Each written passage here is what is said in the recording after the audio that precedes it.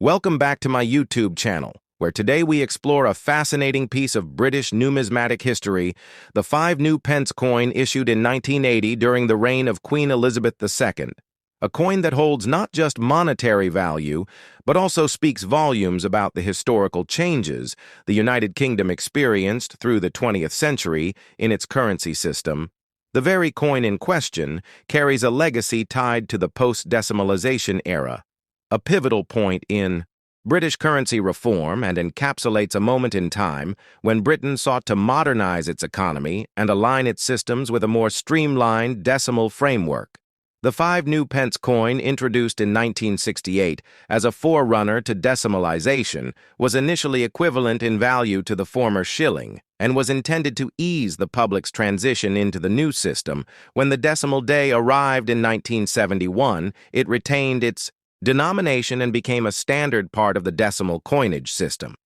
The 1980 issue of this coin is particularly significant for collectors and historians alike, because it sits within a period of currency, redesign, reconsideration, and technological improvements in minting. The obverse of the coin features the crowned portrait of Queen Elizabeth II facing right, designed by Arnold Machine.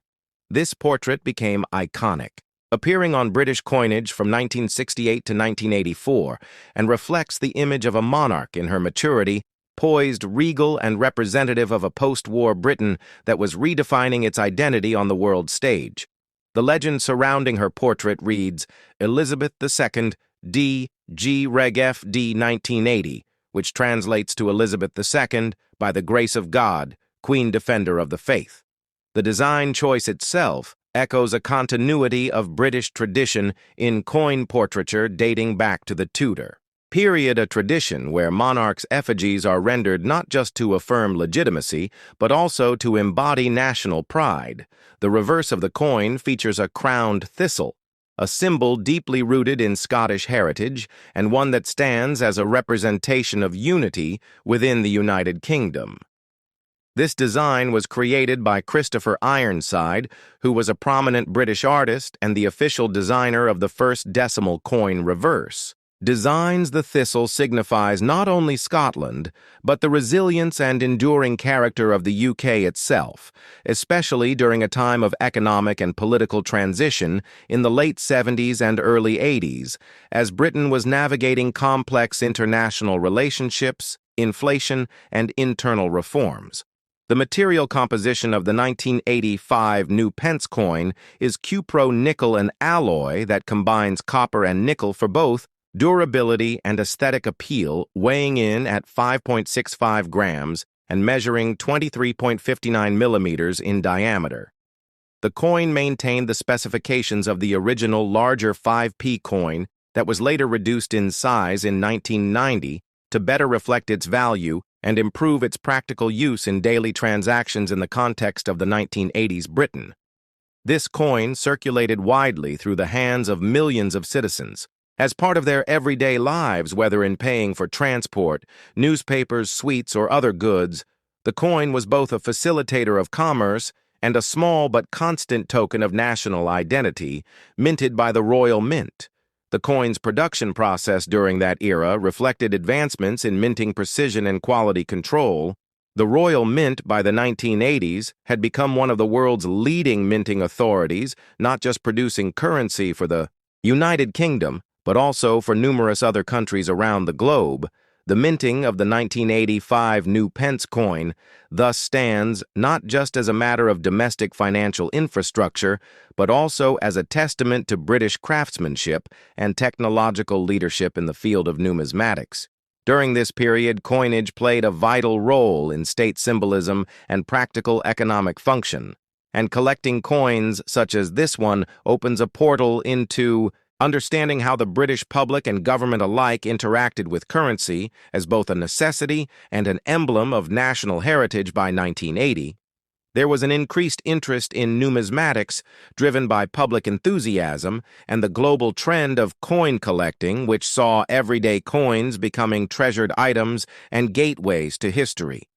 This coin specifically attracts interest due to its mintage figures design, consistency, and placement in a wider narrative of decimal currency evolution over time.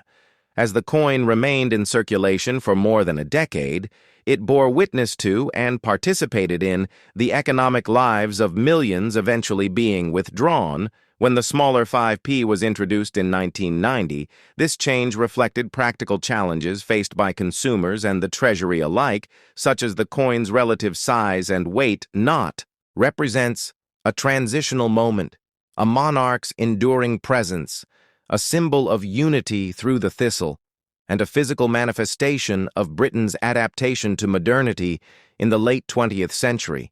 And when you hold such a coin in your hand or observe it closely, you are not merely looking at a piece of metal but at decades of thought, design, intention, political symbolism, technological advancement, and cultural evolution that all come together in one small yet profoundly meaningful object. And as collectors, numismatists, or simply curious minds, we can appreciate the significance embedded in such coins, not only for what they were, but for the stories they allow us to tell, for the journeys they have taken, for the pockets they have jingled in, and for the history they continue to represent in a world where physical currency is increasingly digital and intangible.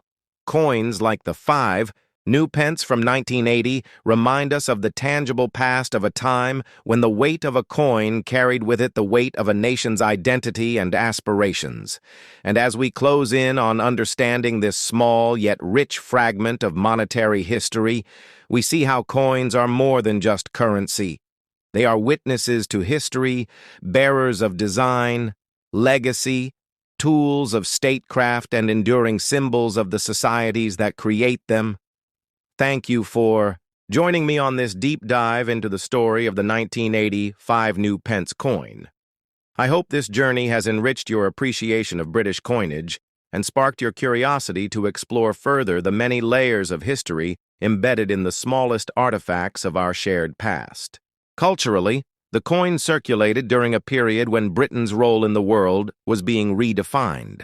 The late 70s and early 80s saw the country withdrawing from empire, adjusting to the European economic community, and grappling with its post-industrial economic realities. In this context, currency became one of the few constant touchstones of national identity. Coins bore the image of the Queen, a symbol of continuity and stability. Even as governments changed and economies fluctuated, the 5 New Pence thus operated not only as currency, but as a unifying daily reminder of British sovereignty, tradition, and national cohesion. In the global coin-collecting community, the 1980 5p coin is part of a broader interest in Elizabethan coinage. Coins issued during Queen Elizabeth II's reign are among the most widely collected in the world due to her long tenure as monarch and the sheer variety of coin types, designs, and issues released over her decades on the throne. Collectors from Canada, Australia, New Zealand, and former Commonwealth nations often seek out UK issues as part of larger collections of Elizabeth II coins, and the 1980 5p forms a part of this rich global tapestry of shared heritage and numismatic interest. Over time, the larger-sized 5p coin became increasingly viewed as impractical, leading to the coin's eventual reduction in size in 1990. But even after its withdrawal from circulation, the original large 5p coins continued to hold value for collectors, educators, and historians, often appearing in teaching collections and museum displays to help illustrate the story of Britain's economic history for those who lived through the era. These coins evoke memories of specific purchases, events, and even public debates about decimalisation, inflation, and national pride. They are as much cultural artifacts as economic tools, and they deserve recognition for the roles they played in everyday life. In summary, the 1980 5 New Pence coin is far more than a simple piece of metal. It is a doorway into a changing Britain, a symbol of transition, unity, resilience, and design excellence. It bridges the old world of shillings and florins with the new age of decimal coins and modern. Minting it carries the profile of a monarch who would come to define an entire era, and it continues to be studied, admired, and collected as a tangible link to the past, a relic of national identity, and a testament to the enduring power of currency to tell stories across generations. Lucian and collector intrigue. So as you settle in for this detailed 2-hour exploration, I invite you to take a journey through time, beginning not just in 1999, but decades before, tracing the roots of this humble yet fascinating coin back to the origins of British coinage itself, and more specifically, the transformations that led to the modern decimal system introduced in 1971 when the United Kingdom moved from the old pounds, shillings, and pence system to introduced in 1971 when the United Kingdom moved from the old pounds, shillings, and pence system to a simplified decimal structure that made 100 pence equal to 1 pound. This change not only revolutionized British currency, but also laid the groundwork for coins like the 1999 penny to be produced as part of a carefully calibrated economic and social transition. Now focusing on the 1999 issue, we must understand the broader backdrop of the late 1990s, a time of political change, technological advancement, and evolving economic priorities under the leadership of Prime Minister Tony Blair and the Labour government, which had come to power in 1997. The United Kingdom was experiencing a new wave of modernization, and this reflected even in its coinage policies as the Royal Mint continued to refine its designs, production methods, and alloy choices in response to inflation, metal prices, and global trends. The penny coin remained a cornerstone of daily transactions and retained its role despite the gradual shift toward digital banking and card-based commerce.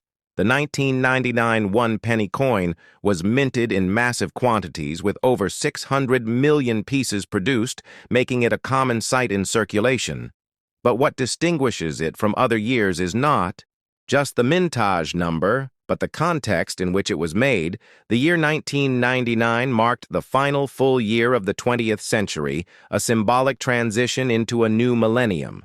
And with that came heightened interest in objects of daily life that would soon become relics of the past. Numismatists, collectors, historians, and the public alike began to view coins from this year with a sense of nostalgia and curiosity, examining their craftsmanship, origin, and condition with a renewed lens. The obverse of the 1999 penny features the fourth definitive portrait of Queen Elizabeth II, designed by Ian Rank Broadley, a sculptor whose vision was to present the monarch in a more realistic and less idealized manner. This portrait, introduced in 1998, replaced the Raphael Makhlouf version and became instantly recognizable for its candid and regal depiction of the Queen wearing the Girls of Great Britain and Ireland tiara.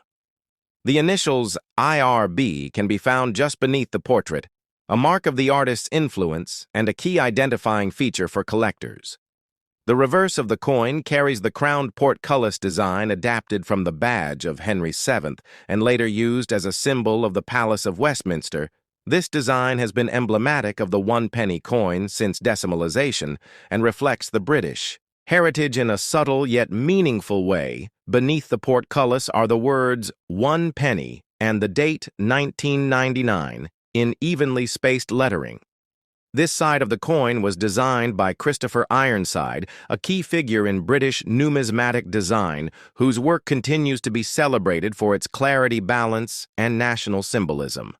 The composition of the 1999 penny also offers insight into the economic decisions of the time being. Struck in copper-plated steel rather than the earlier bronze used in pre-1992 coins, this change was implemented by the Royal Mint as a cost-saving measure, since copper prices were on the rise and steel offered a more stable and economical base metal.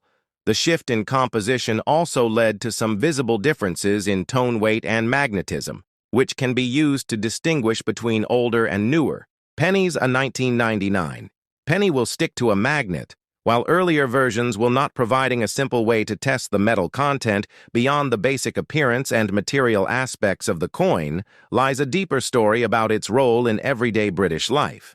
In 1999, the penny was still frequently used in retail transactions. Pricing items at $0.99 or $1.99 made the 1p coin a necessity for giving correct change and thus kept it inactive circulation. But its value had already been eroded significantly by inflation, and discussions had begun about the long-term viability of the denomination. Yet despite these economic concerns, the penny remained a symbol of traditional commerce, of pocket change, and of an analog world slowly giving way to digital convenience. In addition to the standard business strike pennies, the Royal Mint also produced proof and uncirculated versions for collectors. These coins were minted with greater care, precision, and polish, often housed in sets that commemorated the year 1999 as part of the Millennium series.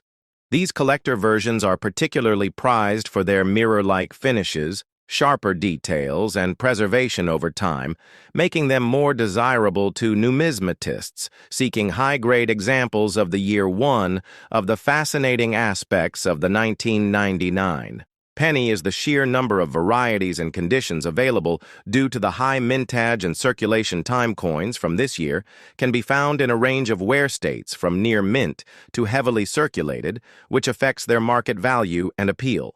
Grading plays a crucial role in assessing these coins, with terms like VF for very fine, EF for extremely fine, and BU for brilliant uncirculated, used to distinguish them. Collectors often seek out coins with minimal contact marks, sharp details, and full luster, particularly those stored in original mint packaging or discovered in coin rolls untouched by human hands.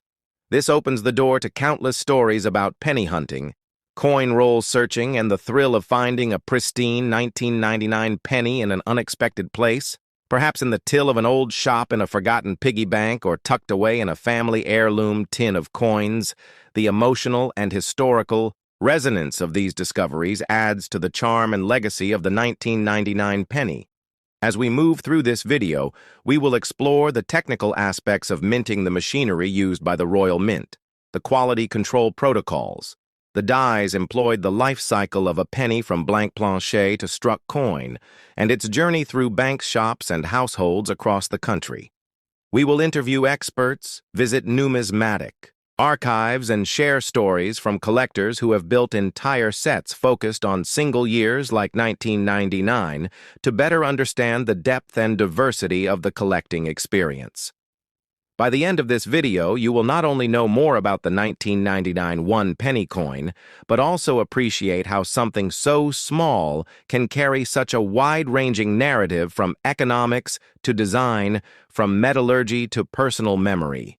And if you happen to own one of these coins, you might just see it in a new light. So thank you for returning to the channel, and let's now take our deep dive into the world of the 1999 one-penny coin, a humble piece with a grand story, evolving identity, a testament to a country's economic past, and a mirror of political and societal change. The Italian lira, officially introduced in the Kingdom of Italy in 1861, following the unification of the country, became the standard monetary unit, replacing the various regional currencies used in different Italian states. Over time, it underwent significant transformations reflecting Italy's historical phases, from the kingdom to fascist rule and, eventually, to the modern democratic republic. By 1991, Italy was at the brink of major change, economically, socially, and politically, and the coins from this year reflect that complex moment in history.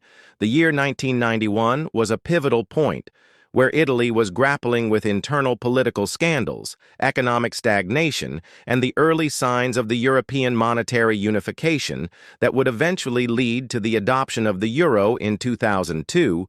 Understanding the 1991 lira coins involves diving deep into the economic context of the time. Inflation had been a persistent issue in the Italian economy throughout the 1970s and 1980s, leading to significant devaluation of the lira by 1991. Even though inflation had somewhat stabilized, the economic uncertainty was far from over, and these coins served as daily reminders of a fragile yet resilient monetary system.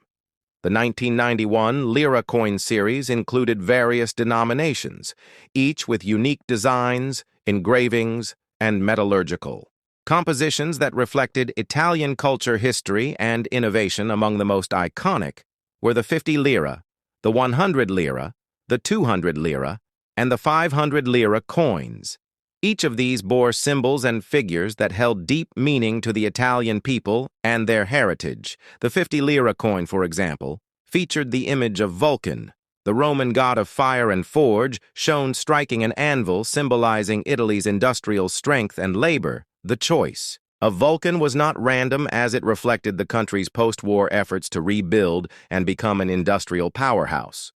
The reverse side of this coin displayed the denomination and the mint mark with a simple and clean design, emphasizing function and clarity.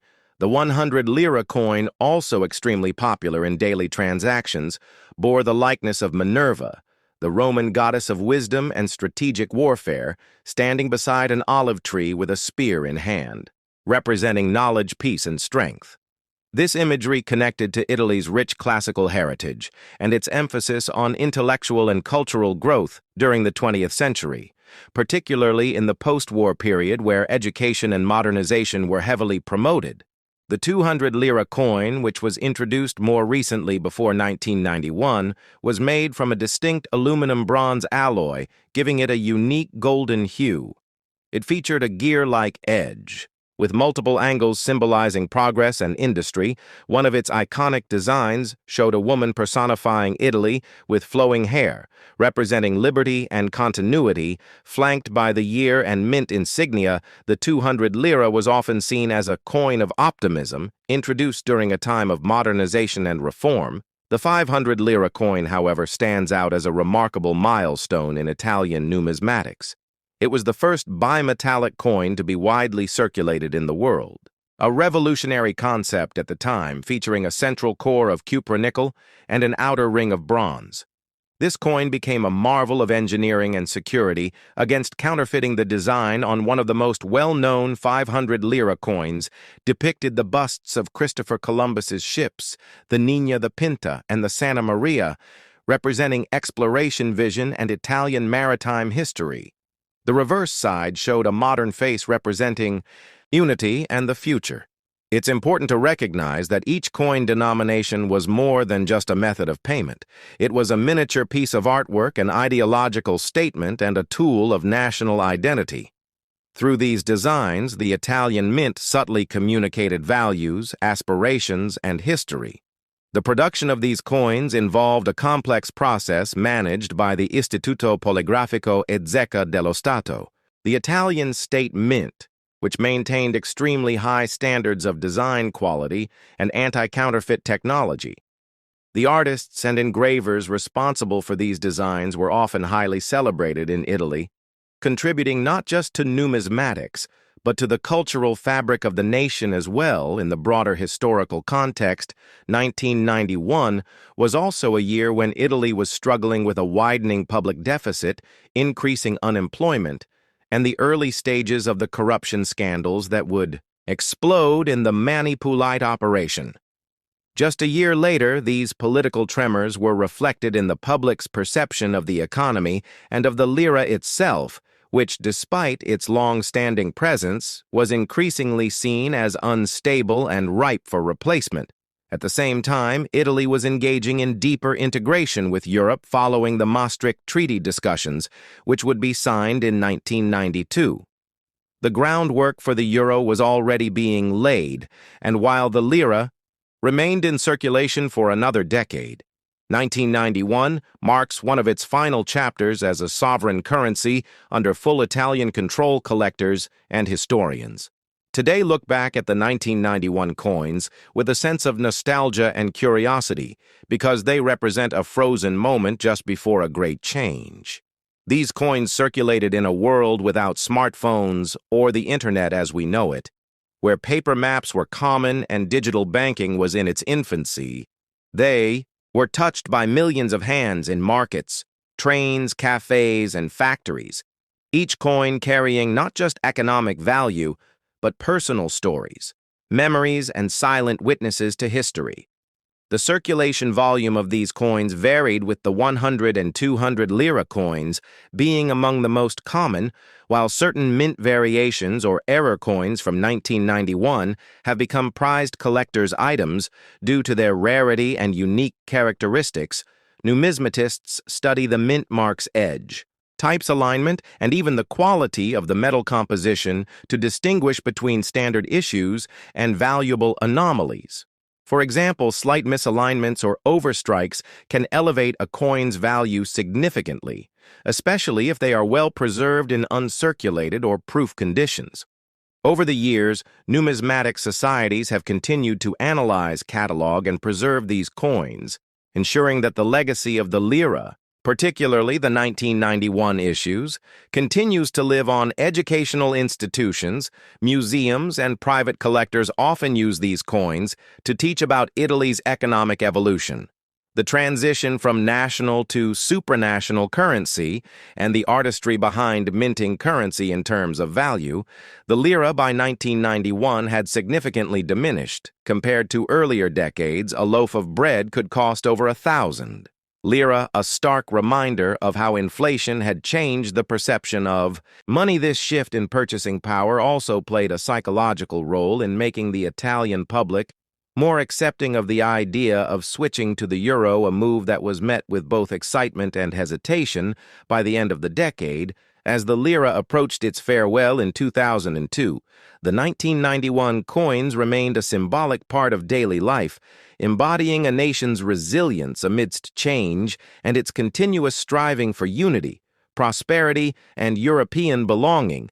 And so today, as we reflect on these seemingly small pieces of metal, we uncover layers of meaning and memory beneath their surfaces.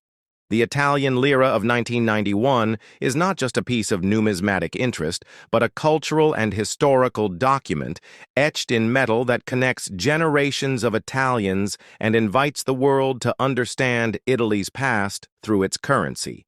Thank you for joining me on this deep historical journey through the world of the Italian lire coins from 1991, and always stay tuned for more content where history meets the everyday objects that shape our lives.